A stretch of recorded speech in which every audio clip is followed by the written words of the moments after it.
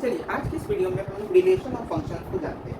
सबसे पहले रिलेशन, पहले तो रिलेशन को जानेंगे, उसके बाद फंक्शन क्या होता है उसको बताते हैं। इसमें सबसे पहले एक टर्म आता है कार्टेशियन प्रोडक्ट। क्या बोले? Cartesian product. कार्टेशियन प्रोडक्ट होता क्या है, अब इसको ध्यान से समझो। कोई भी दो सेट में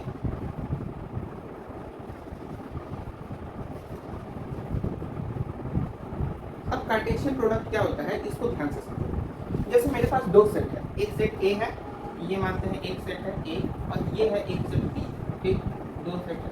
इन दोनों सेट में कुछ कुछ एलिमेंट्स हैं। जैसे पहले सेट में मानते हैं 1 है, 2 है, 3 है, दूसरे में क्या लगा एक्स वाई और जेड। ठीक, तो यहाँ पे कार्टेशियन प्रोडक्ट मतलब ये होता है कि ये सेट ए में पहला जो एलिमेंट है उसका सेट बी के सारे एलिमेंट्स के साथ रिलेशन होगा, मतलब सारे एलिमेंट्स के साथ वो कुछ ना कुछ रिलेशन में होगा। जैसे कि पहला ये इसके साथ भी कुछ रिलेशन में होगा, इसके साथ भी कुछ रिलेशन में होगा, और इसके साथ भी। उसी तरीके से दूसरा एलिमेंट भी इसके साथ रिलेशन में होगा, इसके साथ रिलेशन में होगा, और इसके साथ रिलेशन में होगा। सिमिलरली तीसरा एलिमेंट भी इसके साथ रिलेशन में, इसके साथ और इसके साथ। तो इसी को हम लोग बोलते हैं कार्टेशियन प्रोडक्ट, यानी ए क्रॉस बी, जिसमें ये क्रॉस क्या है, रिलेशन दिखा रहा है, यानी ए और बी के बीच में क्या रिलेशनशिप है उसको ये क्रॉस डिफाइन करता है। तो कार्टेशियन प्रोडक्ट यहाँ से हमको क्या क्या मिला? पहला कार्टेशियन प्रोडक्ट मिला 1 और x, दूसरा मिला 1 और y, तीसरा मिला 1 और z। ठीक है, दूसरा 2 के साथ x, 2 के साथ y और 2 के साथ z। तो 2 के साथ x, 2 के साथ y, 2 के साथ z, ये मिला। उसके बाद तीसरा से क्या मिला? 3 के साथ x, 3 के साथ y, 3 के साथ z। तो 3 के साथ x, 3 के साथ y और 3 के साथ z मिला। तो ये मेरा क्या हो गया? ये मेरा हो गया कार्टेशियन प्रोडक्ट। अब ये जो रिलेशन होता है ना, वो इसी कार्टेशियन प्रोडक्ट का सबसेट होता है। यानी रिलेशन में बस क्या होता है, जैसे कार्टेशियन प्रोडक्ट हो गया, अब इस कार्टेशियन प्रोडक्ट पर कुछ कंडीशन लगेगा। वो जो कंडीशन लगेगा और उस कंडीशन के अकॉर्डिंगली जब हम लोग इसमें से वो सबसेट यानी वो पेयर्स को फाइंड आउट करके निकालेंगे, तो दैट सबसेट, वो जो पेयर आएगा वो मेरा क्या होगा? रिलेशन होगा। अब इसको ध्यान से समझो। अब इसमें हमको अगर नंबर ऑफ एलिमेंट्स देंगे, मतलब नंबर ऑफ एलिमेंट निकालना है कि कितना इसमें टोटल वो है, मतलब पेयर कितना है, टोटल नंबर ऑफ पेयर्स कितना है। तो टोटल नंबर ऑफ पेयर्स कैसे निकालेंगे? चाहे ए क्रॉस बी करें या बी क्रॉस ए करें, ए इंटू बी या बी क्रॉस ए, दोनों में प्रोडक्ट का सेम ही होगा, मतलब दोनों में नंबर ऑफ पेयर्स सेम होंगे। A cross product B is equal to number of elements in A में जितने एलिमेंट्स होंगे, ये मेरा क्या रहेगा? ए क्रॉस बी, ये मेरा क्या रहेगा? A cross B. तो number of elements in A cross number of elements in B, और यही दोनों बराबर हो जाते हैं number of element in B cross B. यानी दोनों में नंबर ऑफ एलिमेंट्स, जो नंबर ऑफ पेयर्स होंगे वो क्या होंगे? बराबर होंगे, चाहे बी क्रॉस ए करे या ए क्रॉस बी करे। देखो ना, 1 से इन तीनों में रिलेशन किए, 2 से इन तीनों में रिलेशन दिखाए, 3 से इन तीनों में रिलेशन दिखाए। सिमिलरली अगर x से इन तीनों में रिलेशन होगा, y जो है उससे इन तीनों का रिलेशन होगा, z से इन तीनों का रिलेशन होगा, तो दोनों केस जो है वो इसी के बराबर होंगे, number of elements in both the क्या सेट। अब जैसे इसमें सेट ए में कितने एलिमेंट्स है? 3, सेट बी में कितने एलिमेंट्स है? 3, 3 3 जा 9, इसमें काम करो 1 2 3 4 5 6 7 8 9। अब रिलेशन को ध्यान से समझना है, रिलेशन क्या होता है, कैसे बनता है, सारा चीज बता रहे हैं। सबसे पहले रिलेशन ये चीज तो समझ गया है कि कोई भी कार्टेशियन प्रोडक्ट है, कोई भी दो सेट है, उन दोनों सेट का जो कार्टेशियन प्रोडक्ट होगा उसी का एक सबसेट होगा मेरा रिलेशन, जिसको कुछ कंडीशन अप्लाई होगा। अब चीज को ध्यान से समझो। जैसे कि एक सेट है ए, इसमें एलिमेंट्स कितने हैं? 1 2 3, 3 एलिमेंट्स हैं। बी सेट है, इसमें एलिमेंट्स कितने हैं? 4 और 6, 2 एलिमेंट्स हो गए। अब हम क्या किए? सबसे पहले तो इनका कार्टेशियन प्रोडक्ट लिखें। तो कार्टेशियन प्रोडक्ट अगर ए क्रॉस बी हम लिखें तो 1 के साथ 4 होगा, 1 के साथ 6 होगा, 1 के साथ 4, 1 के साथ 6, एक ये हो जाएगा। दूसरा क्या? 2 के साथ 4, 2 के साथ 6, दूसरा ये बन जाएगा। और रिलेशन जो होता है वो हमेशा किस में होता है? पेयर में होता है, हमेशा किस में होता है? पेयर में होता है। तुम यहाँ देख लो, ये सारे के सारे, ये सब क्या है? एक रिलेशन ही है, ये सारे के सारे किस में है? पेयर में है। अब जैसे बहुत सारी चीज जो होती है, जैसे अब रिलेशन जो, अब यहाँ पे पहले जैसे दो सेट है ए और बी, दो सेट हो गया। अब ए सेट में 3 एलिमेंट्स है 1 2 3, बी सेट में 4 और 6, तो इसका क्रॉस प्रोडक्ट क्या हो जाएगा? 1 4 1 6 2 4 2 6 3 4 3 6, सारे के साथ रिलेशन बना दिए पहले सेट का दूसरे सेट के साथ। अब रिलेशन जो होता है वो हमेशा पेयर में एग्जिस्ट करता है, जैसे कि पैरेलल लाइंस का जो रिलेशन होता है, जैसे उसमें ऐसा थोड़ी ना है कि एक ही लाइन जो है बस ऐसे पैरेलल होता है, जैसे मानते हैं कि कोई लाइन है मेरे पास, क्या एक्स है, कोई लाइन है एक्स और वो पैरेलल है, तो ऐसा तो हो नहीं सकता, मतलब ऐसे हम एक लाइन खींच दिए एक्स, ये पैरेलल कैसे पता चलेगा? तो हमेशा इसके साथ कोई दूसरा लाइन होगा तभी तुमको पता चलेगा कि वो दोनों लाइन पैरेलल है कि क्या है। तो यही चीज होता है रिलेशन, यानी हमेशा दो चीज का पेयर, जैसे x या तो y के पैरेलल होगा या x y के परपेंडिकुलर होगा, तो इसमें x और y का रिलेशन कैसा है? परपेंडिकुलर का रिलेशन है। इसमें x और y का रिलेशन कैसा है? पैरेलल का रिलेशन है। तो रिलेशन को हमेशा कोई भी दो सेट के बीच में जो रिलेशन होता है उसको डिनोट जो है ऐसे करते हैं, जैसे a और b है, अब इसके बीच में हम रिलेशन फाइंड करेंगे तो उसको लिखेंगे a r b, मतलब a is related to b। या कोई भी दो सेट है या कोई भी दो चीज है, उनके बीच का रिलेशन कैसे डिफाइन करते हैं? x r y। जैसे यहाँ पे x जो है y से पैरेलली रिलेटेड है, यहाँ पे x जो है y से परपेंडिकुलरली रिलेटेड है, तो यहाँ x और y के बीच में कैसा रिलेशन है? कुछ रिलेशन है कि नहीं है? पैरेलल और परपेंडिकुलर का है, तो इसको ऐसे डिनोट करते हैं x is related to y, x is related to y। अब यहाँ पे समझो एग्जांपल, जैसे a क्रॉस b निकालिए, कार्टेशियन प्रोडक्ट निकल गया। अब ये जो कार्टेशियन प्रोडक्ट है इस पे कुछ कंडीशन अप्लाइड होगा। कंडीशन अप्लाइड ये है कि हमको एक रिलेशन फाइंड करना है। रिलेशन ऐसा होना चाहिए x और y का such that x belongs to a, x और y हमेशा पेयर में होगा, तो ये रिलेशन कुछ ऐसा होना चाहिए कि जो x है वो मेरा a से बिलोंग करेगा, यानी a सेट से, और b जो होगा वो y से बिलोंग करेगा, b belongs to y। ये तो यहाँ तक क्या हो गया? ये यहाँ तक तो इन्फॉर्मेशन हो गया कि यहाँ पे x और y जो है कोई रिलेशन है जिसमें x जो है a से आना चाहिए और b जो है y से आना चाहिए।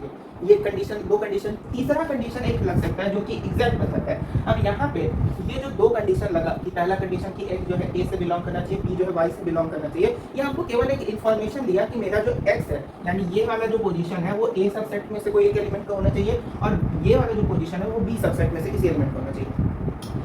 अब तीसरा कंडीशन हमको एग्जैक्ट बता देगा कि हमको रिलेशन चाहिए क्या। तो तीसरा कंडीशन बोलता है कि 2x is equal to y।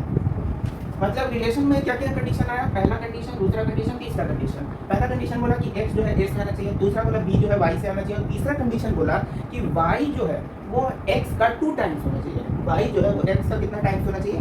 2 times होना चाहिए। अब ध्यान से देखो, अब इसमें ये चेक करो कि इसमें से कौन कौन ऐसे पेयर हैं जिनमें x जो है वो y का 2 टाइम्स है।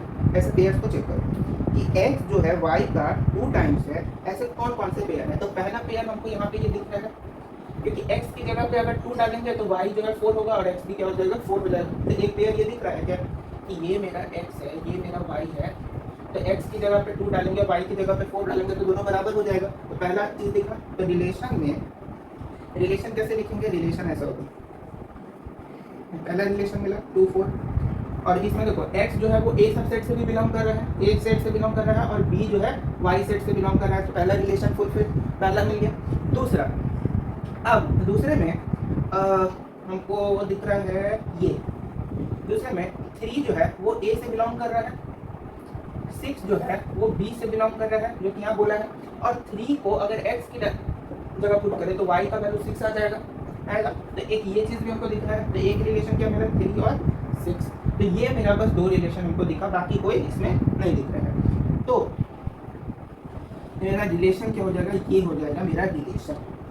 तो हमको क्या बोला था रिलेशन फाइंड करने को? हमको कंडीशन था ये मेरा क्या था? कंडीशन था। इस कंडीशन को देखते हुए हमने क्या किया कि कार्टेशियन प्रोडक्ट जो दो सेट था, दो सेट का पहले कार्टेशियन प्रोडक्ट लिखे, फिर जो कंडीशन गिवन था उस कंडीशन से कार्टेशियन प्रोडक्ट में से, अब यहाँ पे देखो ये जो रिलेशन है इसमें कौन कौन पेयर है? 2 4 और 3 6, और ये जो 2 4 है 3 6 है, ये इसी कार्टेशियन प्रोडक्ट से आया है कि नहीं आया है?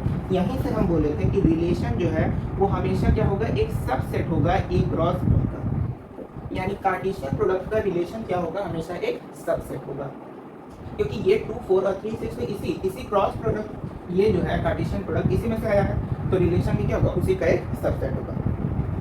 अब इस रिलेशन को, ये जो यहाँ पे रिलेशन आया, इस रिलेशन को, ये वाला रिलेशन, इसको वेन डायग्राम में कैसे डिफाइन करते हैं, यानी वेन रिप्रेजेंटेशन इसका कैसे होता है, उस चीज को समझते हैं।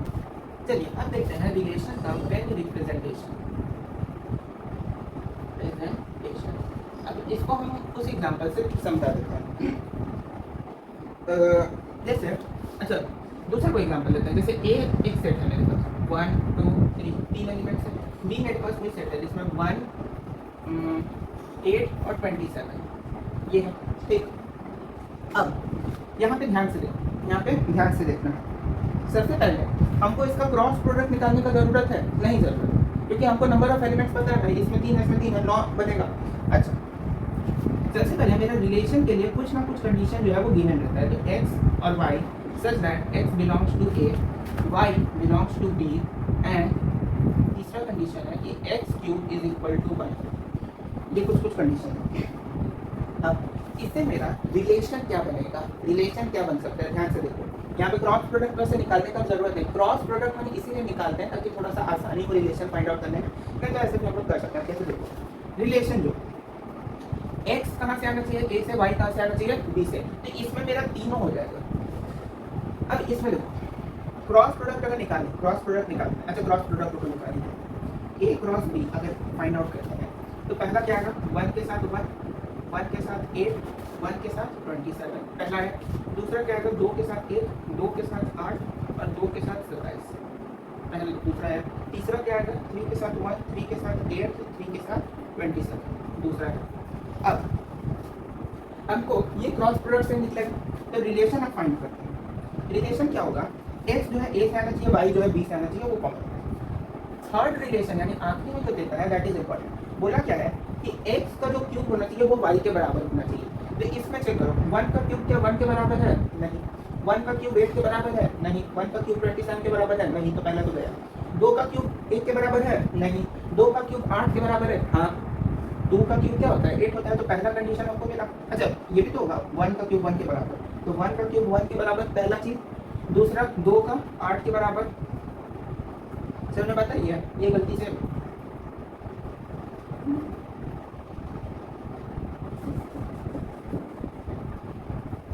चलिए अब रिलेशन फाइंड आउट करते हैं।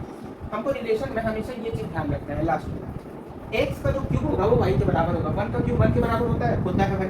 तो रिलेशन में पहला क्या आ गया, 1 1 ये होता है। 1 का क्यूब 8 के बराबर नहीं होता, 1 का क्यूब 27 के बराबर नहीं होता, 2 का नहीं होता, 2 क्यूब 8 के बराबर होता है, तो 2 और 8 आ गया। तीसरा चीज 2 जो है 27 के बराबर होता है, नहीं। 3 1 के बराबर नहीं, 3 8 के बराबर नहीं, 3 का क्यूब 27 होता है, तो तीसरा क्या गया 3 और 27। ये मेरा रिलेशन फाइंड आउट हुआ। और यहाँ पे भी ये रिलेशन किसका सबसेट है, cross product of a and b।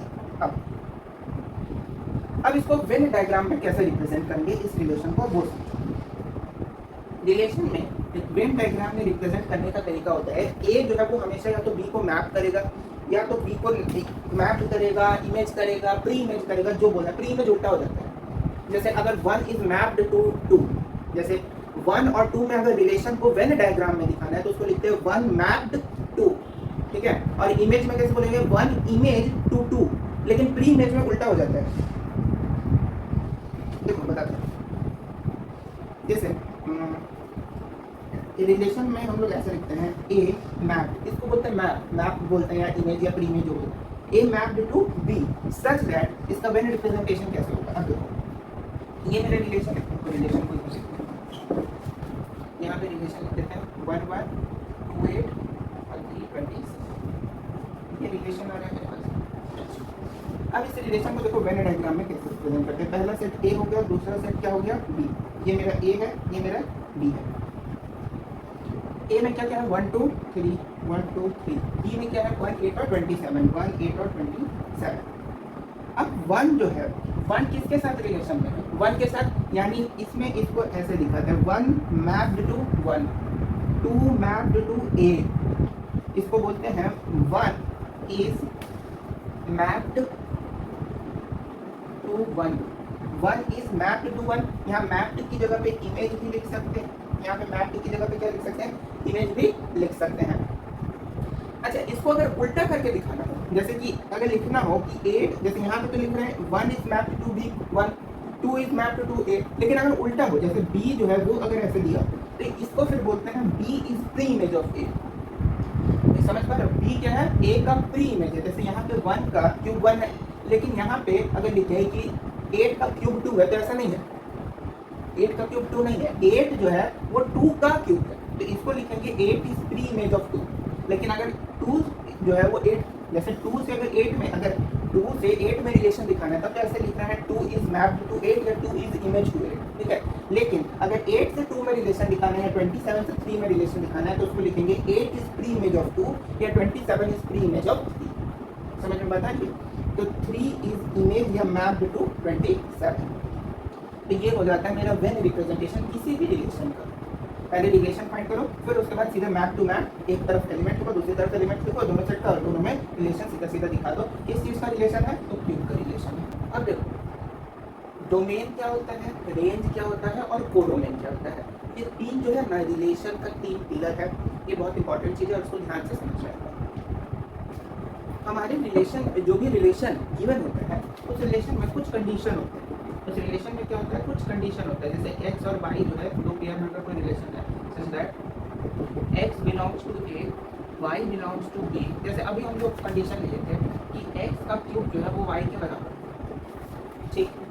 तो यहाँ पे ये जो कंडीशन दिख रहा है, ये जो कंडीशन है जो कि एग्जैक्ट बता रहा है कि हमको कैसा रिलेशन चाहिए, उसी को कहते हैं डोमेन। यानी ऐसा चीज जो कि मेरे रिलेशन को सेटिस्फाई, यानी मेरे रिलेशन का मेन क्राइटेरिया क्या है। जैसे ये जो रिलेशन हम जो फाइंड आउट करेंगे, इस रिलेशन का मेन क्राइटेरिया तो यही चीज़ है कि x का क्यूब जो है वो y के बराबर होना चाहिए। तो ये जो मेन क्राइटेरिया होता है किसी भी रिलेशन का, मेन क्राइटेरिया, उसी को बोला जाता है डोमेन। अब यहाँ पे जैसे मेरा मेन क्राइटेरिया ये था, तो इससे मेरा रिलेशन निकला था। रिलेशन क्या निकला था, 1 1 2 8 और 3 27। तो ये तो मेरा डोमेन हो गया, ये मेरा क्या हो गया, डोमेन हो गया। और इस डोमेन का, ये डोमेन है यानी मेरा क्राइटेरिया है, और इस क्राइटेरिया के अकॉर्डिंगली यानी इस डोमेन के अनुसार जो मेरा रिजल्ट आया, जो मेरा रिलेशन आया, इस रिलेशन को बोलते हैं हम रेंज। इसी रिलेशन को बोलते हैं रेंज। डोमेन क्या है, क्राइटेरिया, और उस क्राइटेरिया पे जो रिजल्ट निकला, जो रिलेशन निकला, उसी रिलेशन को बोलते हैं रेंज। समझ में बता दिया। जैसे कि इसको ऐसे समझो ना, जैसे 3 बच्चे हैं, ठीक है। जैसे मेरे पास कंडीशन है, एक सेट ये ए है, एक सेट है ये बी, जिसमें 3 एलिमेंट है ए बी सी। अब इसमें 3 आदमी है, अभिनव, फिर से अभिनव को आनंद, या अभिनव, आनंद और एक और कोई ले लो, बड़ी, कुछ ऐसा नहीं, ठीक है। अभिनव, आनंद और बड़ी। अब यहाँ पे ध्यान से समझो, मेरा इस यहाँ पे अभी हमको रिलेशन फाइंड आउट करना है। यहाँ पे भी क्या करना है, रिलेशन फाइंड आउट करना है। रिलेशन मेरा होना चाहिए कि जो नेम है, यानी रिलेशन में मेरा नाम आएगा, नेम होना चाहिए, नेम सच दैट, नेम ऐसा होना चाहिए जो कि स्टार्ट विथ ए और बी। ए और बी से जो भी नाम स्टार्ट हो रहा है वो ये मेरा क्या हो जाएगा, डोमेन हो जाएगा इस कंडीशन के लिए। यानी ये जो दो सेट है ए और बी, ठीक है। अब यहाँ पे रुको, सी से भी कोई नाम लिखे लेते हैं। अब बड़ी चौड़े यहाँ लिख लेते हैं, क्या लिखोगे, चौहान, कुछ ऐसे लिख लेते हैं, चौहान, ठीक है, पृथ्वीराज चौहान टाइप। तो चौहान कोई है। अब अभिनव है, आनंद और चौहान है। हमारे पास डोमेन क्या है, डोमेन है कि जो नेम है, कोई भी नेम होना चाहिए such that name start with A comma B. यानी ए और बी, इन्हीं दो से मेरा नेम स्टार्ट होना चाहिए। नेम मेरा किससे स्टार्ट होना चाहिए, ए और बी से।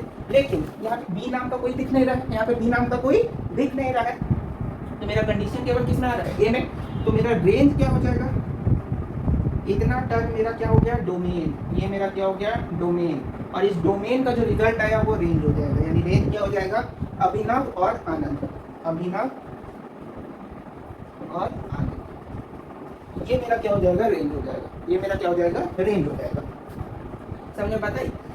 उसी तरीके से यहाँ पे डोमेन क्या था, ये यानी जो कंडीशन, जो क्राइटेरिया बता रहा था कि रिलेशन में क्राइटेरिया क्या है। अब यहाँ पे कंडीशन क्या था, यहाँ पे कंडीशन था कि नेम जो है ए और बी से स्टार्ट होना चाहिए। तो देखिए बी नाम का कोई है नहीं, ए नाम है, तो ए वाले सबको लिख दिए। यहाँ पे कंडीशन क्या था कि एक्स का क्यूब होना चाहिए वाई, तो ये मेरा डोमेन था। और ये जो मेरा डोमेन था, उस डोमेन के अकॉर्डिंगली जो मेरा रिलेशन आया, और यही रिलेशन फिर मेरा क्या कहलाया, रेंज कहलाया। कुछ समझ में आ रहा है, रेंज क्या होता है, रिलेशन क्या होता है। अब यहाँ पे एक चीज और समझिए,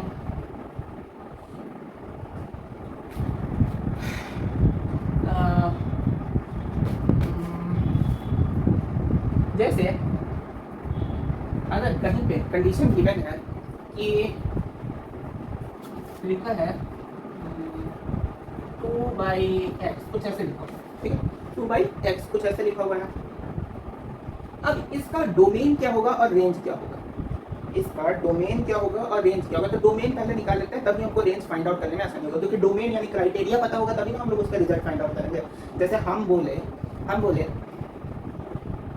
कि आम खाना है, ठीक है, ऐसे कुछ समझ रहे हो। जैसे हम बोले आम खाना है, तो हम क्राइटेरिया बताएंगे ना कि कौन सा आम खाना है। आम में भी तो काफ़ी सारा वेराइटी होता है कि नहीं होता है। हम सीधे बोले हमको बस खाना है, तो क्या खाना है, आम खाना है, तो उसका कुछ क्राइटेरिया होगा कि हमको खाना क्या है, आम खाना है, तभी ना खाओगे, कैसे कुछ ला के खिला देंगे, ऐसा तो है नहीं। तो जब तक क्राइटेरिया यानी डोमेन पता नहीं चलेगा, तो रिलेशन यानी कि रेंज हम लोग को फाइंड करना इम्पॉसिबल है। तो इसका सबसे पहले तो डोमेन फाइंड करना होगा। तो इसका डोमेन क्या होगा, इसका डोमेन ध्यान से सोचो, सोचना है बस। डोमेन का एक्स की जगह पे कौन सी वैल्यू नहीं हो सकती है, सोचो। जीरो, एक्स की जगह पे जीरो मेरा नहीं हो सकता। अगर जीरो हो जाएगा तो अनडिफाइंड है, जीरो हो जाएगा तब तो ये पूरा का पूरा फंक्शन क्या हो जाएगा, अनडिफाइंड फंक्शन बोले, पूरा का पूरा ये जो स्टेटमेंट है अनडिफाइंड हो जाएगा। तो यहाँ पे मेरा डोमेन क्या होगा, इस केस में मेरा डोमेन हो जाएगा ऑल रियल नंबर्स, यानी x belongs to all real numbers except zero. ये मेरा क्या हो जाएगा, डोमेन हो जाएगा। यानी x जो है कोई भी रियल नंबर हो सकता है, माइन 1 2 3 4 5 6 7 इंफिनिटी तक कोई भी रियल नंबर हो सकता है, लेकिन उसमें जीरो जो है नहीं होना चाहिए। समझ में बात है, मतलब सारे के सारे नेचुरल नंबर, ऐसे भी समझ सकते हैं कि x belongs to real number या नेचुरल नंबर, नेचुरल नंबर ही है। अब इसका रेंज क्या हो जाएगा, तब इसका रेंज हो जाएगा, फिर रेंज कहाँ से हो जाएगा, 1 से लेके इंफिनिटी, 1 से लेके इंफिनिटी तक, क्योंकि जीरो नहीं है, यानी जीरो और उसके पहले -1 -2 1 से लेकर इंफिनिटी तक, ऐसा कुछ होगा इसका रेंज। समझ बता रही है।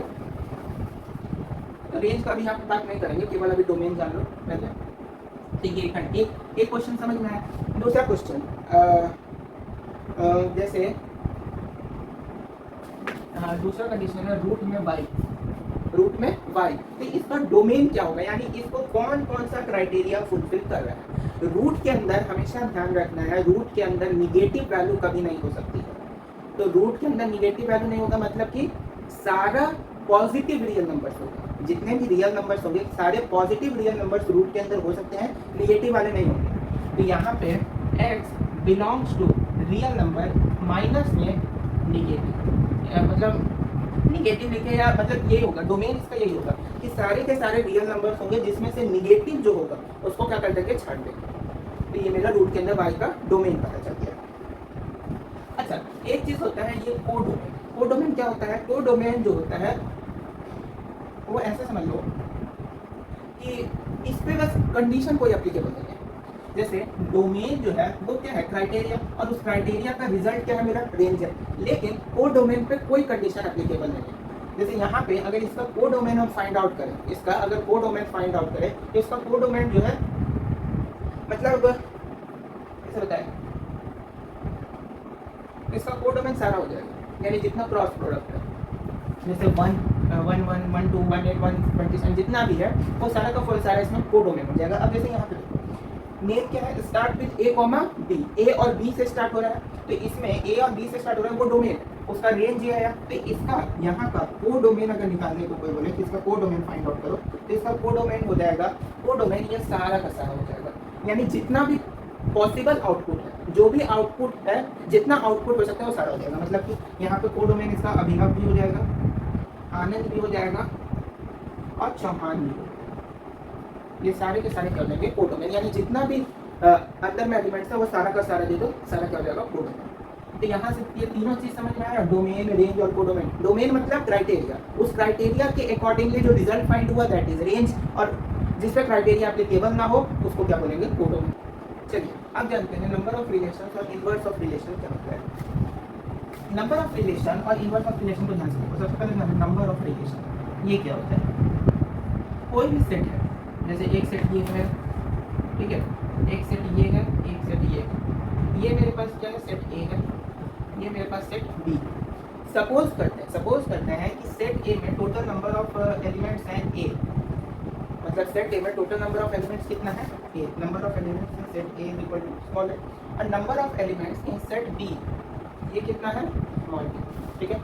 Number of elements in set A कितना है, number of elements in B कितना है, तो टोटल नंबर ऑफ एलिमेंट्स कितना हो जाएगा, अभी हम बताएं, total number of elements in A cross B कितना हो जाएगा, ए बी हो जाएगा, यानी number of elements A into number of elements in B, यानी ए बी, यानी इन दोनों का जो क्रॉस प्रोडक्ट हो जाएगा ये कितना हो जाएगा, Cartesian product, sorry cross product निकल है, कार्टेशियन प्रोडक्ट क्या हो जाएगा, ए कॉमा बी कार्टेशियन प्रोडक्ट हो जाएगा। तो अब यहाँ पे ध्यान से समझो, इस ए कॉमा ये जो ए इंटू बी है, इसका 2 का पावर होता है ना, उसी को बोलते हैं नंबर ऑफ रिलेशन, यानी नंबर ऑफ रिलेशन हो जाएगा 2 to the power A B, 2 to the power A B.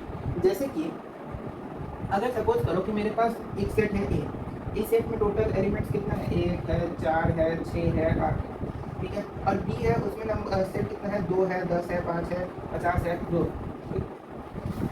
अब हमको ये फाइंड आउट करना है कि इन दोनों सेट का नंबर ऑफ रिलेशंस क्या होंगे, number of relation in set A, number of relation in set B. तो नंबर ऑफ एलिमेंट्स कितना है सेट ए में, 4, number of elements set A में कितना है, 4, number of elements in set B कितना है, 4। दोनों को मल्टीप्लाई कर दो, क्या आ जाएगा, 16 आ जाएगा। तो number of relation in set ए और सेट बी, सेट ए और सेट बी दोनों में नंबर ऑफ रिलेशन अगर फाइंड होगा तो वो हो जाएगा 2 टू द पावर 16। ये हो जाएगा मेरा number of relation in set A and B. और वही इनवर्स, अच्छा एक चीज़ इनवर्स सेट को जानने से पहले, इसमें इन सारे सेट्स में अगर ध्यान से देखो, याद करो जब सेट बताए थे तो इसमें ये चीज़ बताए थे कि जितना भी हम सेट का, जैसे सेट को अलग अलग तरीके, जैसे पावर सेट याद है, पावर सेट जो बताए थे कि जैसे मानते हैं कि ये मेरे पास कोई एक सेट है ऐसे और बी मेरे पास कोई सेट है, देखिए इसको लिखने का बहुत सारा तरीका हो सकता है। जैसे कि इसमें मान लेते हैं कि 1 2 3 3 एलिमेंट, पहला सेट ए, इसको लिखने का तरीका 1 है, 2 है, 3 है, या हम लोग लिख सकते हैं 1 2 2 3 या 1 3, या एक मतलब या तो इन तीनों एलिमेंट्स को अलग अलग लिखें या तीनों एलिमेंट्स को साथ में लिख दें, या एक एलिमेंट दूसरा एलिमेंट पे दूसरा, फिर तीसरा, फिर तीसरा, एक। इसी समय हम बताए थे कि हर सेट का फाई जो होता है, यानी नल सेट, यानी phi null set is a subset of every set. ये क्या है, कोई भी सेट है, एवरी सेट का फाई क्या होता है, एक सबसेट होता है। तो इस फाई में नंबर ऑफ एलिमेंट्स कितने होते हैं, 0 होता है, तभी ना इसको नल सेट बोला जाता है। तो नंबर ऑफ रिलेशन को ये भी ध्यान रखना होगा कि अगर नॉन एम्प्टी, जैसे नंबर ऑफ रिलेशन तो फाइंड आउट कर लिए इतना, लेकिन इस नंबर ऑफ रिलेशन में से एक ये भी तो होगा मेरा, कुछ समझ भी आ रहा है। जैसे नंबर ऑफ रिलेशन मेरा कितना निकल गया, 2 टू द पावर 16, तो वो 2 टू द पावर 16 इन्हीं सारे एलिमेंट्स में से निकला है ना। तो इन सारे एलिमेंट्स का एक सबसेट ये भी तो होता है 5। तो नॉन एम्प्टी सबसेट अगर निकालना हो, यानी खाली सबसेट ना हो, नॉन एम्प्टी सबसेट अगर निकालना यानी खाली सबसेट ना हो, तो वो मेरा क्या हो जाएगा, एक सबसेट है तो 1 में से इसको हमको क्या करना होगा, माइनस करना होगा। तो 1 minus 2 to the power A, sorry उल्टा बता, 2 to the power A B, जितना नंबर ऑफ रिलेशन है उसमें से एक माइनस करना होगा, और वो एक माइनस कौन सा होगा, ये 5, यानी ये जो नल सेट है वो एक वैसा रिलेशन होगा जो कि इसमें से माइनस हो जाएगा। तो ये टोटल नंबर ऑफ रिलेशन कितना हो गया। अच्छा, यहाँ पे आप क्वेश्चन क्या हो सकता है कि मतलब कौन सा फॉर्मूला एक्टिव बदलो, जब भी नंबर ऑफ रिलेशन फाइंड पूछे, यानी नंबर ऑफ रिलेशंस कितने होंगे, तब ये होगा formula 2 to the power A to B, जहाँ ए और बी क्या है, एलिमेंट्स में set A and set B respectively. अगर नंबर ऑफ रिलेशन पूछे एक्सेप्ट 5, यानी number of relation except non empty subset, तब मेरा फॉर्मूला क्या हो जाएगा, 2 to the power A. Non empty subset मतलब क्या होता है, 5 जिसमें ना हो, और 5 जो है हर सेट का एक सबसेट होता है। तो 5 को जब उसके रिलेशन में से माइनस कर देंगे तभी ना मेरा जो है नॉन एम्प्टी सबसेट्स का वैल्यू फाइंड आउट होगा। तो नॉन 5 जो है केवल एक होता है हर सबसेट में, हर सेट में, तो उसमें से एक उसको क्या करेंगे, माइनस कर देंगे। तो ये मेरा रिलेशन कब पता चलेगा, किसी भी सेट का, तभी किसी भी सेट का ये रिलेशन कब होगा, नॉन एम्प्टी सबसेट के केस में, और ये जो है नंबर ऑफ रिलेशन अगर डायरेक्ट पूछे तब ये, नॉन एम्प्टी सबसेट के केस में पूछे तब ये। समझ बात है। दूसरा चीज है inverse of relation. Inverse of relation क्या होता है, इनवर्स ऑफ रिलेशन सिंपल से ऐसे जान सकते हैं। अब दूसरा चीज है inverse of relation. Inverse of relation क्या होता है, ध्यान से समझो। कोई भी रिलेशन को उल्टा करके लिख देना इनवर्स ऑफ रिलेशन होता है। मतलब जैसे ये तो समझो ना, जैसे इनवर्स ऑफ रिलेशन, जैसे मेरे पास यहाँ पे 2 सेट है, एक ए है एक ये बी, ठीक है। ए सेट में मान लो दिया हुआ है क्या 1 4, और बी में दिया हुआ है क्या 1 12 है, कुछ ऐसे दिया हुआ है, ठीक है। तो इसमें सबसे पहले ये बताओ रिलेशन क्या क्या है। रिलेशन क्या हो सकता है, रिलेशन होगा हमेशा सीधा सीधा, हमेशा वेन डायग्राम में भी बताए थे, रिलेशन हमेशा मैप्ड टू होता है, यानी हमेशा सीधा। तो रिलेशन क्या हो जाएगा, 1 के साथ x और 4 के साथ y, यानी रिलेशन हो जाएगा 1 के साथ x और 4 के साथ y। तो इनवर्स मतलब क्या होता है, उल्टा करके लिखना। तो are inverse, inverse of relation ऐसे लिखा है। तो किसी भी रिलेशन का अगर इनवर्स फाइंड आउट करना तो वो क्या हो जाएगा, x, 1 y, 4। तो समझिए, यानी जो रिलेशन में जो x और y का वैल्यू था उसी को बस चेंज कर दो। जैसे x का वैल्यू ये था, y का वैल्यू ये था, अब यहाँ पे क्या हुआ, y का वैल्यू x हो गया, x का वैल्यू y। समझ पा रहे हो? बस जो भी रिलेशन है उसको उल्टा करके लिखो। जैसे यहाँ 1, x था, यहाँ x, 1 हुआ, यहाँ 4, y था, यहाँ y, 4 हो गया। तो ये मेरा इनवर्स ऑफ रिलेशन हो गया। अब जानो ऑर्डर्ड पेयर क्या होता है।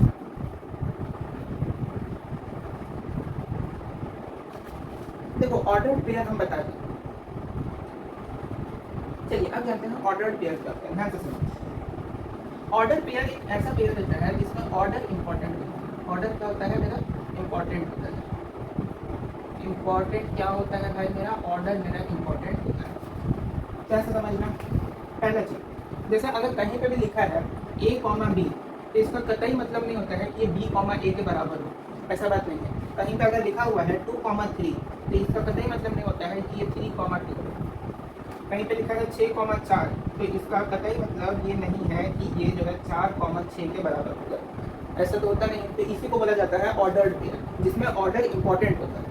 यहाँ पे ऑर्डर इंपॉर्टेंट है, फिर ऑर्डर इंपॉर्टेंट नहीं है। अगर a, b है लेकिन b, a के वो बराबर नहीं हो सकता, मतलब कि ऑर्डर इंपॉर्टेंट है, पहले a होगा तभी b होगा। इसी को कहते हैं ऑर्डर्ड पेयर। चलिए अब देखते हैं हम लोग फंक्शन को। फंक्शन क्या होता है?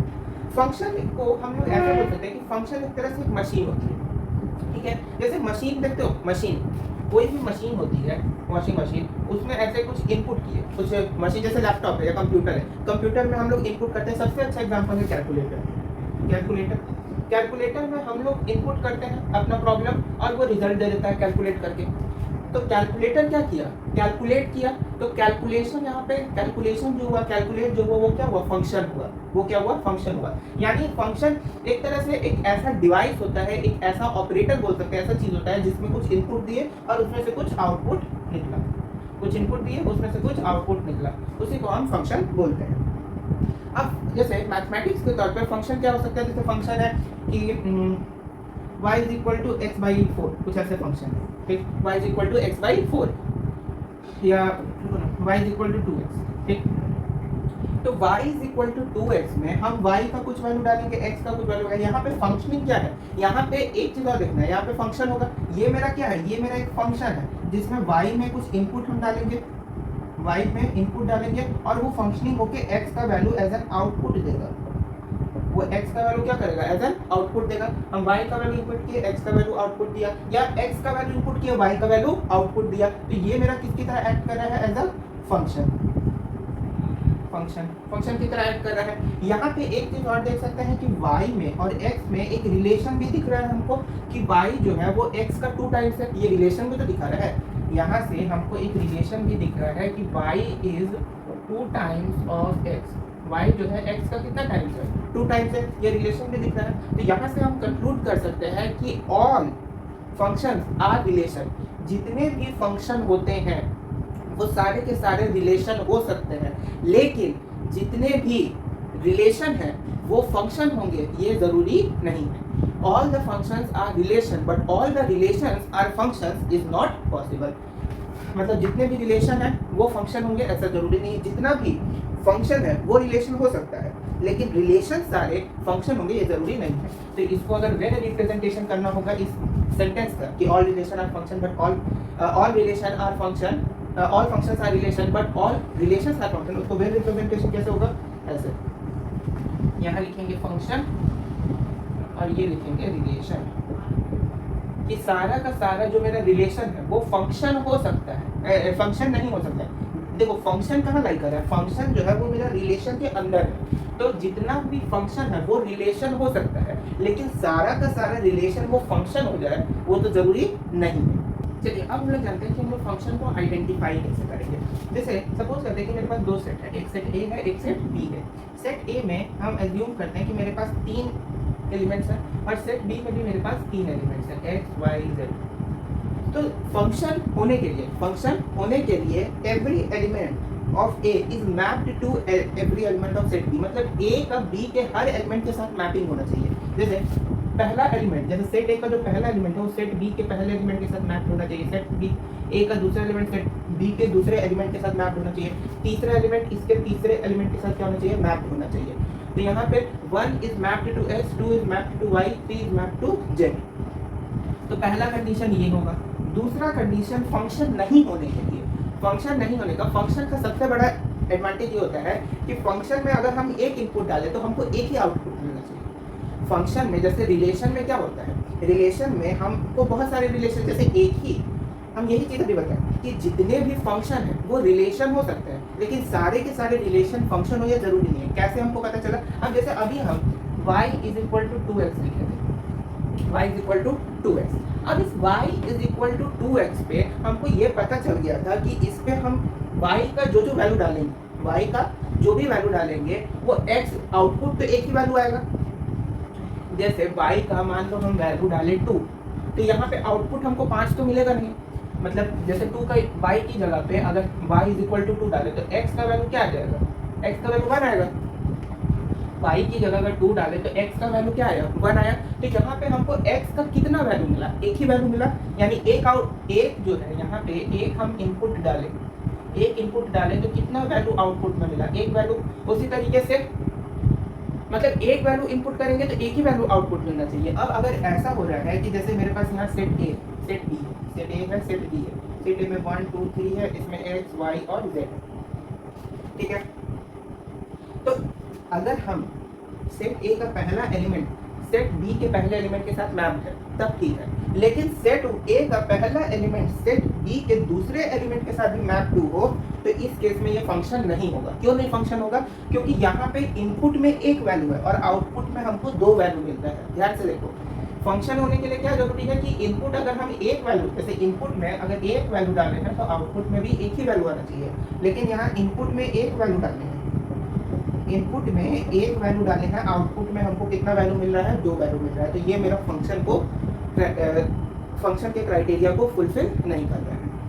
अब जो है हम लोग फंक्शन के टाइप्स को जानेंगे, यानी हर तरीके का जो फंक्शन होता है उनमें कितने तरह के टाइप्स, उनके ग्राफ के ना, ये सारी चीज़ों को जानते हैं।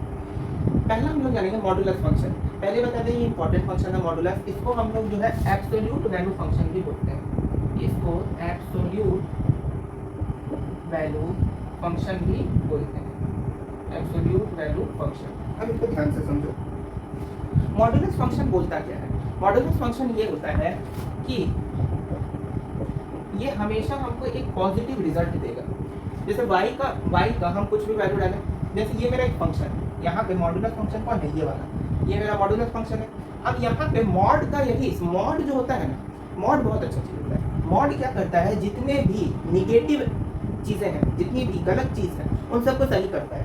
जैसे यहाँ पे अगर कोई निगेटिव नंबर आया तो उसको पॉजिटिव कर देगा, अगर कोई पॉजिटिव नंबर है तब तो उसको पॉजिटिव ही रहने देगा। तो मॉड का यही काम होता है कि जितने भी नंबर मॉड के अंदर आए वो सारे के सारे क्या हो, पॉजिटिव हो। तो जैसे अगर y का वैल्यू हमने लिया 4 और इसको मॉड में डालें तब इसका रिजल्ट क्या आएगा, 4 आएगा। लेकिन अगर y का वैल्यू हम लिए मॉड में -4 तब भी इसका रिजल्ट 4 आएगा। यहाँ क्वेश्चन उठता है कि मॉड ऐसा क्या काम करता है जो कि -4 से 4 आ जाता है, सबसे बड़ा क्वेश्चन। अब उस क्वेश्चन का आंसर यहाँ पे समझते हैं। मॉड क्या करता है कि जैसे -4 हमने मॉड में लिखा तो -4 को मॉड क्या करता है कि जैसे -4 है, अब इस -4 को पॉजिटिव बनने के लिए क्या चाहिए होगा, तो जो इस -4 को अगर हमको पॉजिटिव बनाना है तो उसके लिए क्या चाहिए होगा, अरे भाई उसके लिए हमको -1 से इसको मल्टीप्लाई कराना होगा तो पॉजिटिव हो जाएगा। अगर हमको -4 को पॉजिटिव करना है तो -1 को क्या करेंगे, मल्टीप्लाई करेंगे ना। तो मॉड क्या करता है, मॉड का यही काम होता है, ये जो मॉड है ये मॉड क्या करता है, -1 से -4 को मल्टीप्लाई कराता है, या कोई भी नंबर जो मॉड में लेते हैं निगेटिव में उसको इससे मल्टीप्लाई करा देते हैं माइनस से। अब माइनस इंटू माइनस प्लस होता है और यहाँ पे ये रिजल्ट क्या देता है हमको, 4, जो कि यहाँ आया। तो फुल एक तरह से इसको ऐसे समझ सकते हैं कि जब मॉड के अंदर कोई भी एलिमेंट जाता है, मॉड के अंदर कोई भी निगेटिव एलिमेंट जाता है तो मॉड अपनी तरफ से एक निगेटिव साइन यानी -1 जो है -1 उसके साथ मल्टीप्लाई होता है और फिर जो है minus into minus plus as a result positive number हम लोग को दे देता है। समझ पाते हैं। तो यहाँ से हम एक चीज़ समझ सकते हैं कि मॉड में हम दोनों तरीके का नंबर डाल सकते हैं, पॉजिटिव नंबर भी और निगेटिव नंबर भी। तो कहीं पे भी अगर ऐसा लिखा है कि मॉड x का वैल्यू 5 है, मॉड x का वैल्यू क्या है, 5 है, इसका मतलब ये है, इसका मतलब ये है कि x के जगह, जैसे यहाँ पे मॉड x का वैल्यू 5 है, तो खुद सोचें यहाँ पे x का क्या वैल्यू हो सकता है। यहाँ पे x का वैल्यू पॉजिटिव 5 भी हो सकता है, नेगेटिव 5 भी होगा। अगर यहाँ पे x का वैल्यू 5 है तब तो मेरा 5 आ रहा है, अगर -5 होगा तब भी मेरा 5 आएगा। यानी कि यहाँ पे x का कितना वैल्यू आ रहा है, 5 और -5। x का कितना वैल्यू आ रहा है, 2, 5 और -5।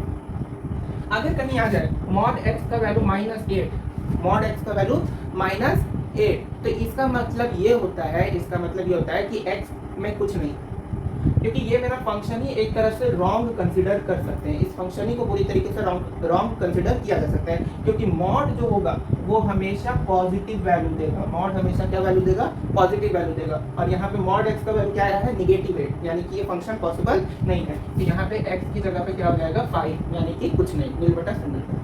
तो मॉडुलस फंक्शन का ग्राफ कैसा होता है, इस चीज को अब हम लोग समझते हैं। देखो मॉडुलस फंक्शन का ग्राफ जो है ना,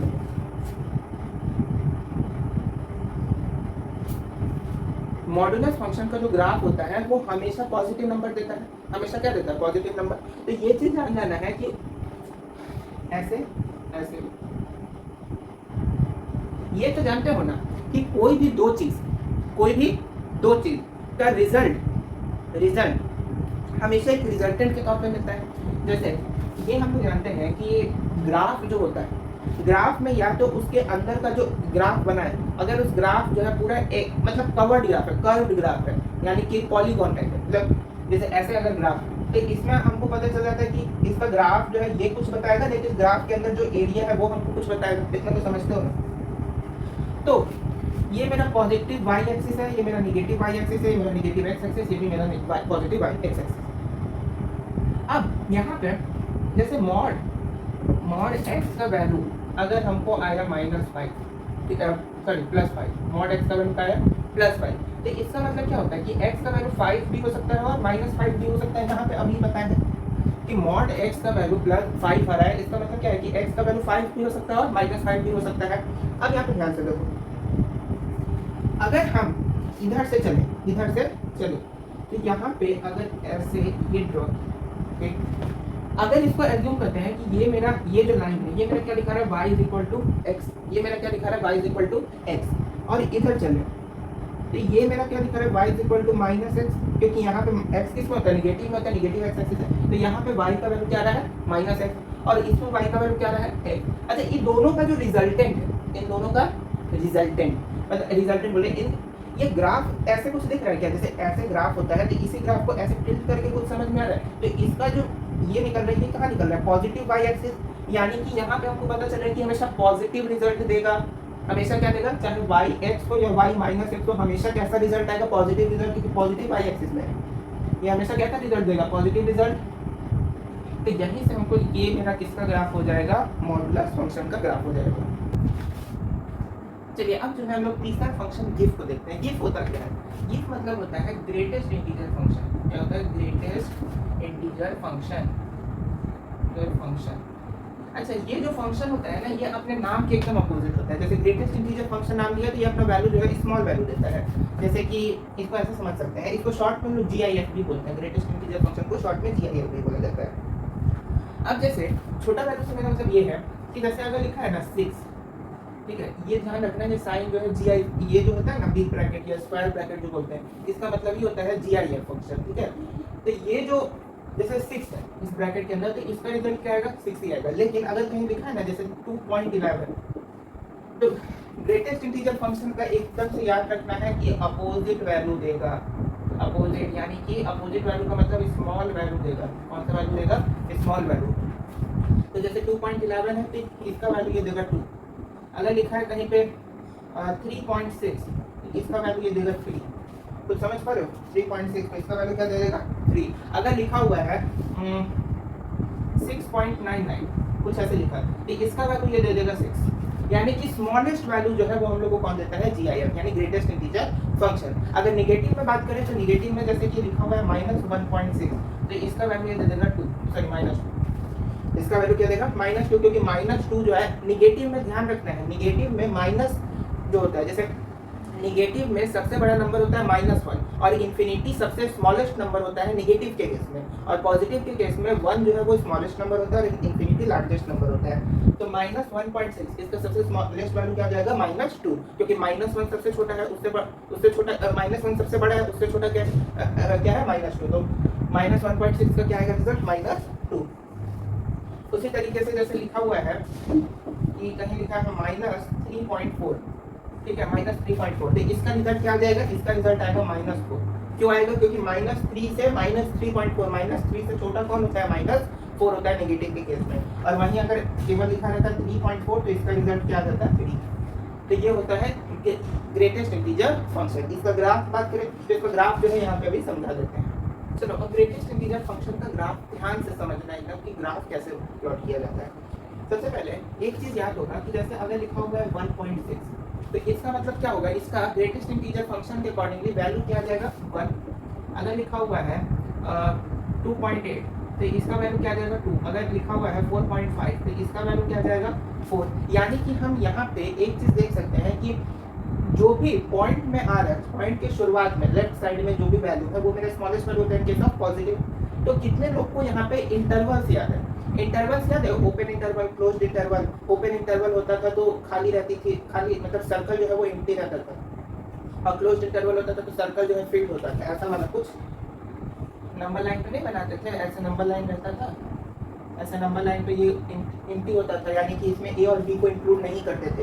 यहाँ पे अगर ए है और यहाँ पे बी है तो इसमें मतलब ए बी, इसको कैसे डिनोट करते थे, ए इंक्लूड नहीं है लेकिन बी मेरा इंक्लूडेड है। समझ में आता है, ये इंटरवल्स क्या है बस।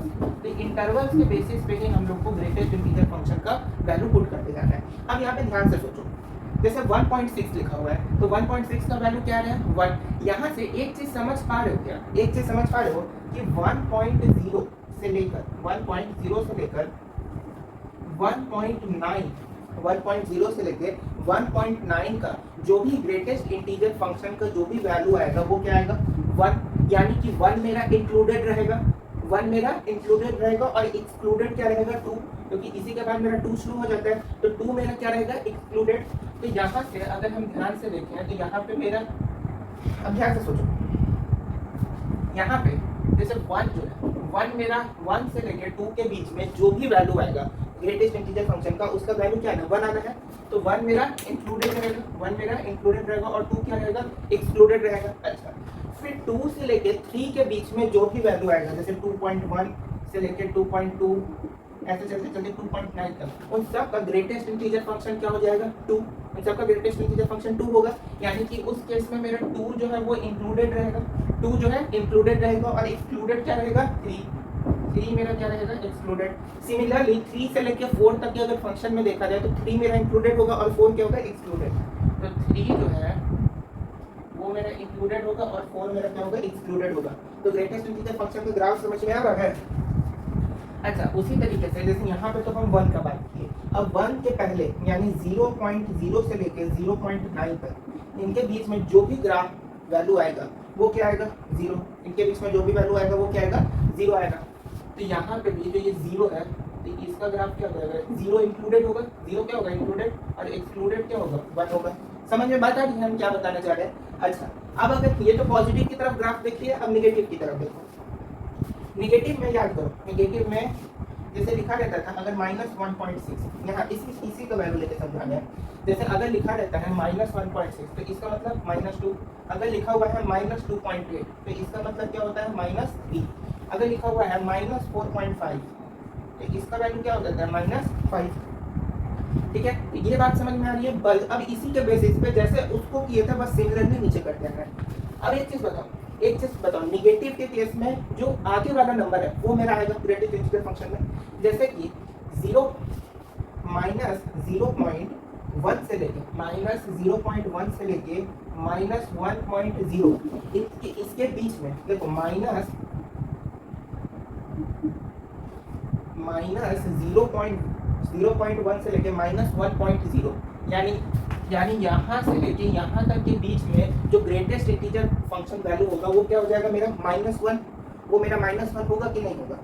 जैसे अगर लिखा हुआ है कहीं पे -0.6 तो -0.6 का मतलब क्या -1, यानी कि माइनस 0.6 जो है वो मेरा इसी इंटरवल में लाई कर रहा है, माइनस 0.1 से माइनस 1 के बीच में। तो माइनस 0.6 का ग्रेटेस्ट इंटीजर वैल्यू फंक्शन क्या है, माइनस 1। यानी कि इस केस में, निगेटिव के केस में क्या हो रहा है, माइनस 1 इंक्लूड हो रहा है और 0 जो है वो मेरा एक्सक्लूड हो रहा है। तो इस केस में सिमिलर चलता जाएगा, ये मेरा इंक्लूडेड, ये मेरा एक्सक्लूडेड। फिर उसी तरीके से सोचो, माइनस 1.0 से लेके माइनस 1.9 तक उसके बीच में जो भी नंबर आएगा उसका मेरा इंक्लूडेड वैल्यू क्या रहेगा, माइनस 2, और एक्सक्लूडेड क्या रहेगा, माइनस 1। जैसे अगर कहीं देखो ना माइनस 2.8 है, सॉरी माइनस 1.6 है, तो माइनस 1.6 जो है माइनस 1 से माइनस 1.9 के बीच में लाई कर रहा है, तो इसका इंक्लूडेड वैल्यू क्या है, माइनस 2। तो यहाँ पे देखो माइनस 2 को क्या किया है, इंक्लूड किया है। उसी तरीके से माइनस 2 से माइनस 3 के बीच का वैल्यू अगर ध्यान से देखिए तो उसमें क्या आ जाएगा, ये मेरा इंक्लूडेड रहेगा। और इसके कुछ समझ में पता है ये कैसे हो रहा है इसका ग्राफ। तो ये होता है मेरा ग्रेटेस्ट इंटीजर फंक्शन का ग्राफ, मेरा even odd function. Even odd function ये कैसा फंक्शन होता है, इवन ऑड फंक्शन ऐसा फंक्शन होता है जो कि हम लोग को किसी का भी, मतलब उसमें कोई भी अगर वैल्यू डाले उस फंक्शन में तो वो हमेशा हमको एक इवन रिजल्ट देगा।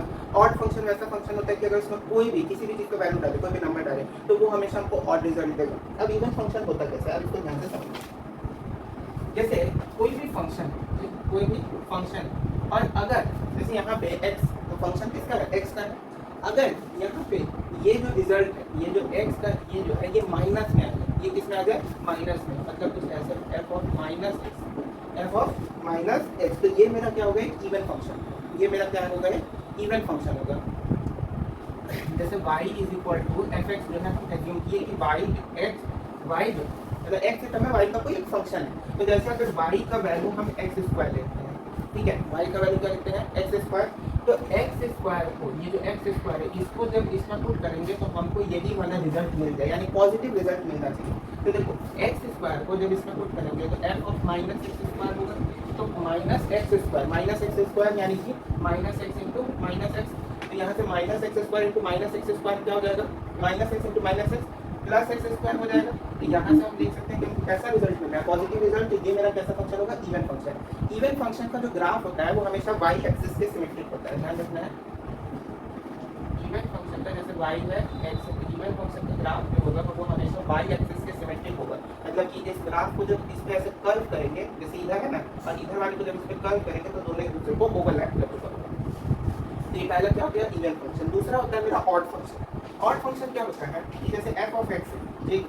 अब इसमें ऑड फंक्शन में ये होगा कि ये जो मेरा ये फंक्शन का जो वेरिएबल ये मेरा निगेटिव, जैसे इसमें क्या होगा, पूरा का पूरा टर्म ही मेरा निगेटिव हो जाएगा। ऑड फंक्शन में क्या होगा, पूरा का पूरा टर्म मेरा निगेटिव हो जाएगा। जैसे कि अगर y is equal to x cube है, y इज इक्वल टू क्या है, x क्यूब है, तो y is equal to x cube वो अगर हम यहाँ पे पुट करें, यहाँ पे पुट करें तो देखो x क्यूब को कैसे लिखेंगे, minus x into minus x ऐसे लिखना होगा।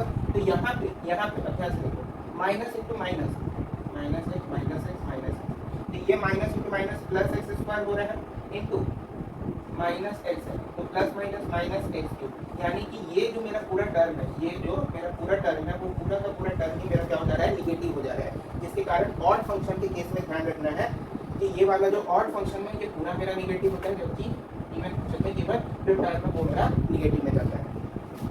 चलने बाद ऑड फंक्शन का जो ग्राफ होता है ना, ऑड फंक्शन का जो ग्राफ होता है वो मतलब ऐसे समझो कि नेगेटिव एक्स एक्सिस से शुरू होगा और पॉजिटिव एक्स एक्सिस पे बाई ओरिजिन जाएगा। मतलब कुछ ऐसे ऐसे कुछ जो है इसका ग्राफ होता है, मतलब नेगेटिव एक्स एक्सिस से शुरू होगा और पॉजिटिव वाई एक्सिस की ओर, या फिर ऐसे भी इसका ग्राफ होता है। मतलब यहाँ ओरिजिन है, ये ओरिजिन से पास करना चाहा है, ये ओरिजिन से ऐसे नेगेटिव एक्स एक्सिस से शुरू होगा, पॉजिटिव एक्स एक्सिस की तरफ जाएगा। तो नेगेटिव से शुरू होगा, पॉजिटिव हो गया। ये मेरा ऑड फंक्शन का ग्राफ हो गया। एक और होता है मेरा नाइदर फंक्शन। नाइदर फंक्शन क्या होता है, नाइदर फंक्शन ऐसा फंक्शन होता है जिसमें ये जो f ऑफ माइनस एक्स है और ये जो माइनस एफ एक्स है, ये दोनों एक दूसरे के बराबर नहीं होते हैं। f of minus X is not equal to minus of F X. तो ये मेरा कैसा फंक्शन हो जाएगा, नाइदर फंक्शन हो जाएगा। इस फंक्शन का ग्राफ कैसा होता है, तो कुछ ऐसा, ये वाई एक्सिस, ये एक्स एक्सिस, क्योंकि इसका जो है ये नॉट इक्वल टू है, यानी कि घूम फिर के वहीं आ जाता है। तो इसका ग्राफ जो होता है ना वो एक सर्कल होता है, कर्व टाइप होता है। इसका नाइदर फंक्शन क्या, ये कौन सा फंक्शन हो गया, नाइदर फंक्शन। समझ में बात है। अब अगला आता है मेरा फ्रैक्शनल पार्ट। फ्रैक्शनल पार्ट को समझो क्या होता है। अभी हम बताए थे गिव फंक्शन, क्या बताए थे गिव फंक्शन। गिव फंक्शन में क्या देखें कि जैसे 1.6 है तो 1.6 का जो गिव होगा, जो गिव फंक्शन होगा वो मेरा क्या हो जाएगा 1। जैसे -1.6 है तो उसका -2, -9.8 है तो उसका हो जाएगा -10।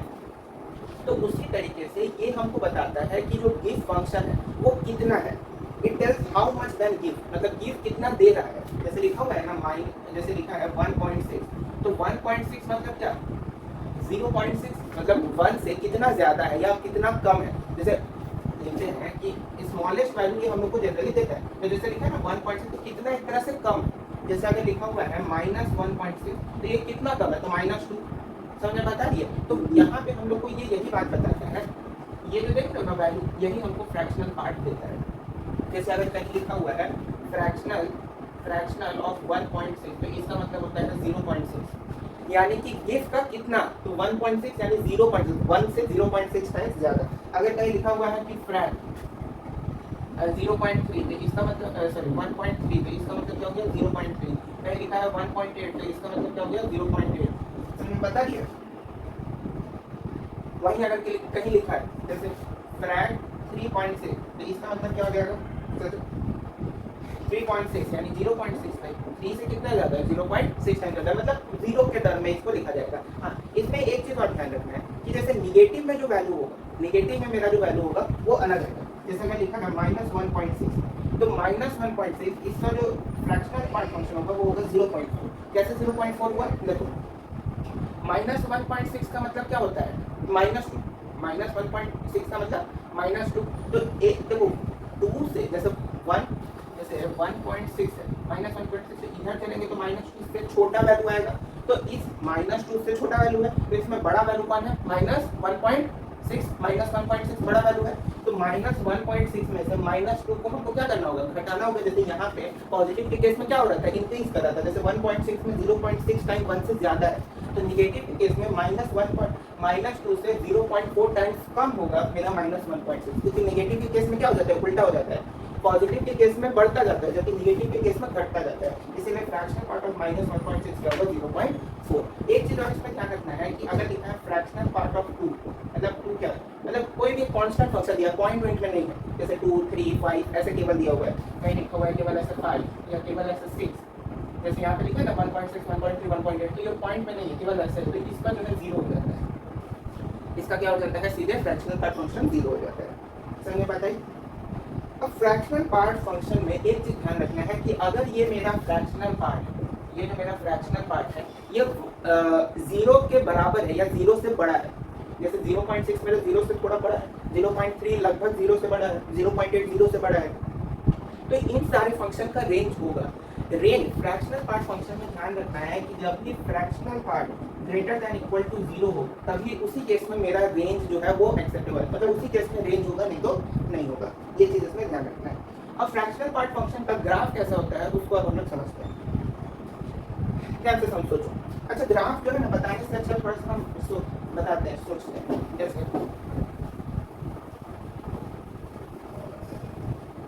कुछ सोचो कि ये हम ग्राफ बनाते हैं y x तो इधर 1 2 3 -1 -2 -1। अब यहाँ पे ध्यान से समझो, ये चीज बताओ अगर कहीं पे फ्रैक लिखा हुआ है, फ्रैक 1.6 जैसे अभी लिखे थे तो उसका क्या वैल्यू आया था 0.6, तो इसमें सोचो मेरा इंक्लूडेड क्या होना चाहिए, इंक्लूडेड क्या होगा। अच्छा एक चीज तो समझ लो ना, जैसे अगर जैसे यहाँ पे मेरा क्या 0 है तो 0 से लेके 1 के बीच में 0.0 से लेके 0.9 यानी 1 तक में जो भी वैल्यू अगर हम फ्रैक का लिखेंगे, जो भी वैल्यू हम फ्रैक का लिखेंगे वो मेरा 0 से ही आएगा। जैसे अगर हम लिखते हैं फ्रैक 1.9 तो इसका मतलब क्या 0.9 ही आएगा, मतलब एक तरह से यहाँ हम देख रहे हैं कि जैसे 1 से लेके 1.9 तक, 1 से लेके 1.9 के बाद ही 2 शुरू हो जाता है, तो 1 से लेके 1.9 में जो भी वैल्यू मेरा आएगा वो मेरा किस में आएगा 0, शुरुआत में तो 0 ही रहेगा, यानी कि जो मेरा 0 वाला टर्म है, जो मेरा 0 वाला टर्म है वो मेरा क्या होगा इंक्लूडेड होगा। समझ पा रहे हो, 0 वाला टर्म मेरा क्या होगा इंक्लूडेड होगा, और एक्सक्लूडेड क्या होगा 2 वाला, एक्सक्लूडेड क्या होगा 2 वाला। यानी जो जैसे 0 वाला मेरा इंक्लूड है तो बाकी जो भी है वो एक्सक्लूड होगा। तो यानी कि जैसे फ्रैंक 1.6 है तो 1 और 2 के बीच में लाई करेगा, तो यहाँ पे मेरा इन सब में इंक्लूडेड क्या होगा, ये 1 और बाकी जो भी होगा वो मेरा क्या होगा, एक्सक्लूडेड होगा। सिमिलरली जब 2 से 3 की तरफ जाएंगे, जब 2 से 3 के तो वो फ्रैक्शनल पार्ट में चाहे हम लिखें फ्रैक्शनल ऑफ 2.3 लिखा है या 3.3 लिखा है, तो इन सब में हम देख रहे हैं कि इसका वैल्यू वाला है 0.3, इसका वैल्यू क्या है 0.3, यानी कि चाहे 2 हो 3 हो 4 हो 5 हो कुछ भी हो, उसके शुरुआत में क्या आना है 0, शुरुआत में क्या आना है 0, यानी कि 0 हर केस में इंक्लूड ही रहेगा।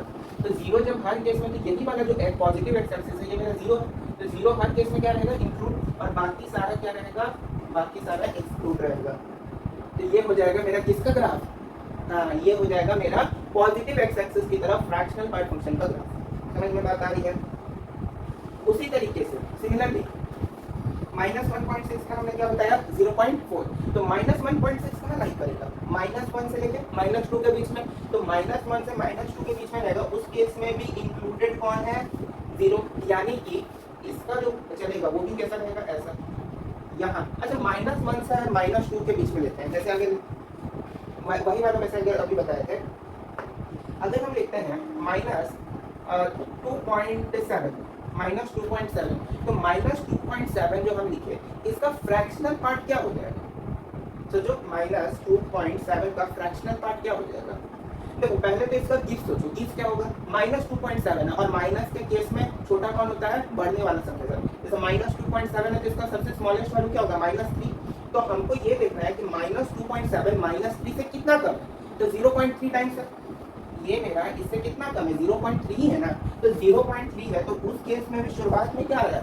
0, यानी कि इस बार भी मेरा 0 क्या रहेगा इंक्लूडेड रहेगा। तो यहाँ से हमको कंफर्मेशन मिल गया कि जो भी फ्रैक्शनल पार्ट फंक्शन होगा उन सब में मेरा इंक्लूडेड क्या रहेगा 0, और बाकी सारा जो भी टर्म सब है वो सब मेरा क्या रहेगा एक्सक्लूडेड रहेगा, और दैट इज द, और इस तरीके से हमने फ्रैक्शनल पार्ट फंक्शन का ग्राफ भी बनाया।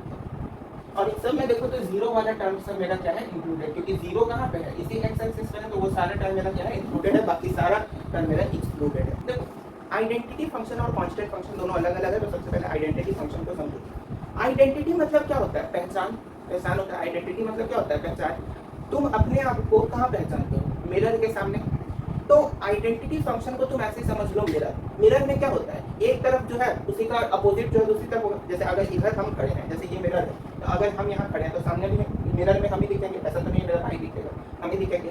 तो आइडेंटिटी फंक्शन वही कि y जो होगा, जैसे y आइडेंटिटी फंक्शन का ध्यान रखना है कि y का जो वैल्यू होगा वही x का वैल्यू होगा, जैसे y का वैल्यू अगर -1 है तो x का वैल्यू भी -1, y का वैल्यू 1 है तो x का 1, इसका 3 है तो इसका भी 3, यानी आइडेंटिटी फंक्शन मतलब दोनों एक दूसरे के इक्वल दिखाई देगा। इसीलिए इसका जो ग्राफ होता है ना वो भी एक स्ट्रेट लाइन होता है, इसका जो ग्राफ होता है, क्योंकि यहाँ -1 -1 -1 -2 1 2 1 2, तो इसका जो ग्राफ होगा ना वो भी क्या होगा एक स्ट्रेट लाइन, इसका ग्राफ भी एक स्ट्रेट लाइन होगा, क्योंकि जैसा ये वैसा ये, जैसा ये वैसा ये, जैसा ये वैसा ये, जैसा ये वैसा ये। और इसका जो डोमेन होगा, डोमेन वो सारा का सारा जितना भी रियल नंबर है वो सारे के सारे इसके डोमेन होते हैं। तो आइडेंटिटी फंक्शन समझना, इसका ग्राफ कैसा होता है स्ट्रेट लाइन, क्योंकि जैसा y होगा वैसा ही x होगा। समझ में आता है, ये आइडेंटिटी फंक्शन हो गया। कांस्टेंट फंक्शन क्या होता है इसको समझो। कांस्टेंट फंक्शन ऐसा फंक्शन होता है जिसमें x का कोई भी वैल्यू है, ठीक है, मतलब ऐसा कोई भी फंक्शन जिसमें x और y दो टर्म है, तो x और y दो टर्म है, और इसमें x का कोई भी वैल्यू डालें y जो होगा वो मेरा क्या रहेगा कांस्टेंट रहेगा, चाहे x का वैल्यू हम 1 डालें तब भी y मेरा क्या रहेगा कांस्टेंट रहेगा, ठीक है, x का वैल्यू 2 डालें तब भी y मेरा क्या रहेगा कांस्टेंट रहेगा। तो ऐसा फंक्शन जिसमें x का जितना चाहे उतना वैल्यू डालते जाओ, y जो है वो मेरा कांस्टेंट है। तो इसका जो ग्राफ होता है वो कुछ ऐसे होता है कि कांस्टेंट फंक्शन का ग्राफ कैसा होता है, जैसे ऐसे है, तो कांस्टेंट फंक्शन का ग्राफ फिजिक्स में भी तो जानी है, कांस्टेंट फंक्शन का ग्राफ नहीं देखो एकदम क्या होता है स्ट्रेट लाइन ऐसे सीधा एकदम रहता है, ऐसे एकदम सोया हुआ, ठीक है, मेरा कांस्टेंट फंक्शन का ग्राफ हो गया। समझ में आता है, कांस्टेंट फंक्शन का ग्राफ जो होगा वो हमेशा x एक्सिस के पैरेलल होता है। अगर y एक्सिस के जैसे कांस्टेंट फंक्शन है, अगर y मेरा कांस्टेंट है, क्या कांस्टेंट है मेरा y कांस्टेंट है, तो ग्राफ किसके पैरेलल है x एक्सिस के। अगर मेरा x कांस्टेंट होता तो x अगर कांस्टेंट होता तब ग्राफ मेरा कुछ ऐसे बनता है जिसमें ये जो ग्राफ है वो y एक्सिस के पैरेलल होता है। अब यहाँ पे दो फंक्शन और जान लो, सिग्नम और रेशनल फंक्शन क्या होता है। देखो सिग्नम फंक्शन को ध्यान से समझना, पहले सिग्नम फंक्शन बता देते हैं, फिर रेशनल फंक्शन बताएंगे। सिग्नम फंक्शन जो होता है ना, इसका केवल 3 वैल्यू होता है। ये ध्यान में रखना है कि सिग्नम फंक्शन का केवल 3 वैल्यू होता है, 1 0 -1। समझ में बात है? अच्छा, 1 कब आएगा? जब x का वैल्यू ग्रेटर देन 0। 0 कब आएगा? जब x का वैल्यू इक्वल टू 0, और -1 कब आएगा? जब x का वैल्यू लेस देन 0। तो इन तीनों केस में सिग्नम फंक्शन का 3 ग्राफ बनता है, क्योंकि हर केस के लिए डिफरेंट ग्राफ होगा। तो जैसा अगर पहला केस लिखे 1, ठीक है, तो सिग्नम फंक्शन का कुछ ऐसा होता है जैसे SGN, और x का वैल्यू अगर 1, जैसे SGN, मतलब इसको ऐसे समझो जैसे अगर हम लिखे हुए ना कि x का वैल्यू क्या आ रहा है 2, x का वैल्यू क्या आ रहा है 2, तो जब इसको सिग्नम फंक्शन डालेंगे सिग्नम ऑफ 2, तो ये मेरा जो है रिजल्ट 1 देगा। रिजल्ट 1 क्यों दिया? क्योंकि ये जो 2 है, ध्यान से देखो, ये 2 x से बड़ा है। तो जब भी कोई भी संख्या x 0 से बड़ी हो, तो उस केस में सिग्नम फंक्शन कौन सा रिजल्ट देता है? 1। तो यहाँ पे x जो है वो 2 से बड़ा है, तो सिग्नम फंक्शन कौन सा रिजल्ट देगा? 1। अगर वहीं हम ले ये वाला केस, जैसे x का वैल्यू अगर 0 है, तो सिग्नम फंक्शन की जगह अगर 0 डाले तो ये भी रिजल्ट मेरा क्या देगा? 0 देगा। अगर सिग्नम x का वैल्यू है -3, सिग्नम फंक्शन की जगह पे अगर -3 डालते हैं तो ये रिजल्ट मेरा क्या देगा? -1। -3 पे रिजल्ट -1 क्यों दिया? क्योंकि x अगर x का वैल्यू लेस देन 0 है, x का वैल्यू लेस देन 0 है, तो उस केस में सिग्नम फंक्शन मेरा कौन सा रिजल्ट देता है? -1 देता है, -1 देता है। तो हर केस के लिए y का वैल्यू अलग अलग होता है। जैसे कि 3 ग्राफ, जैसे हम बोले ना 3 ग्राफ बनते हैं, तो 3 ग्राफ ऐसा नहीं कि अलग अलग 3 ग्राफ, एक ही में 3 ग्राफ बनाना पड़ता है। जैसे x इज ग्रेटर देन 0, तो इसमें ये 1 आ रहा है value, x is greater than 0, तो वैल्यू क्या आ रहा है? 1 आ रहा है। तो 1 आ रहा है, इसका मतलब पहले 0 का भी यही हो जाएगा, 0 का यही होगा, और x इज ग्रेटर देन 0 यानी कि y एक्सिस में ये बना, ये मेरा क्या हो जाएगा? y is equal to 1। ये मेरा क्या हो जाएगा? y is equal to 1। और यहाँ से अगर नीचे जाएंगे तो ऐसे जो है ये क्या हो जाएगा मेरा? y is equal to -1। समझ बता दिए? तो ये होता है सिग्नम फंक्शन। अब जानो रैशनल फंक्शन क्या होता है। रैशनल फंक्शन का जो फॉर्मेट होता है वो होता है y अपॉन z या y upon x, y upon x का होता है। y अपॉन x में मेरा मतलब ये है कि y और x दोनों क्या होगा? एक पॉलिनोमियल फंक्शन होगा। पॉलिनोमियल फंक्शन मतलब सिंपली कोई भी पॉलिनोमियल होगा जिसमें x का वैल्यू 0 के इक्वल नहीं होना चाहिए। तो रेशनल फंक्शन में हमेशा ध्यान रखना है कि x जो होगा वो y का रेसिप्रोकल होगा। सॉरी, x जो होगा ना वो y का रेसिप्रोकल होगा, यानी 1/x is equal to y। x जो है वो y का क्या होगा? रेसिप्रोकल होगा। तो यहाँ पे हमेशा ध्यान रखना है कि अगर y का वैल्यू मेरा 1 है तो x का वैल्यू क्या हो जाएगा? 1/1। y का वैल्यू अगर -1 है तो x का वैल्यू क्या हो जाएगा? 1/-1। y का वैल्यू अगर -2 है तो x का वैल्यू क्या हो जाएगा? 1/-2। समझ में आता है? मतलब y जो है x का रेसिप्रोकल है। तो ये मेरा रेशनल फंक्शन होता है। इसका ग्राफ कैसा होता है? तो ग्राफ कुछ ऐसा होता है, ये ऐसे, ये ऐसा मेरा इसका कुछ ग्राफ होता है। जैसा ये वैसा उसका रेसिप्रोकल, क्योंकि देखो यहाँ पे y का वैल्यू 1 है, y का वैल्यू अगर हम यहाँ पे जैसे यहाँ पे 1 है तो y का वैल्यू 1 है, तो उसका जस्ट अपोजिट जो है y का मेरा नेगेटिव में वैल्यू आएगा -1/1। ठीक है, जैसे y का वैल्यू यहाँ पे क्या है? 1 है, तो यहाँ पे x का वैल्यू क्या आ रहा है? 1/1, तो ये मेरा यहाँ पे x का वैल्यू आएगा 1/1। उसी तरह से y का वैल्यू जैसे -1, y का वैल्यू यहाँ पे -1 होगा, तो उसका वैल्यू क्या है? 1/-1। तो 1 यहाँ पे है और 1 यहाँ का -1 यहाँ ये, तो वो हो जाएगा मेरा y का वैल्यू, x का वैल्यू 1/-1। सिमिलरली y का वैल्यू अगर -2 है, y का वैल्यू अगर -2 है तो x का वैल्यू जो है वो 1/-2, यानी कि यहाँ से अगर देखें तो 1/-2 कुछ यहाँ पे लाइक करेगा।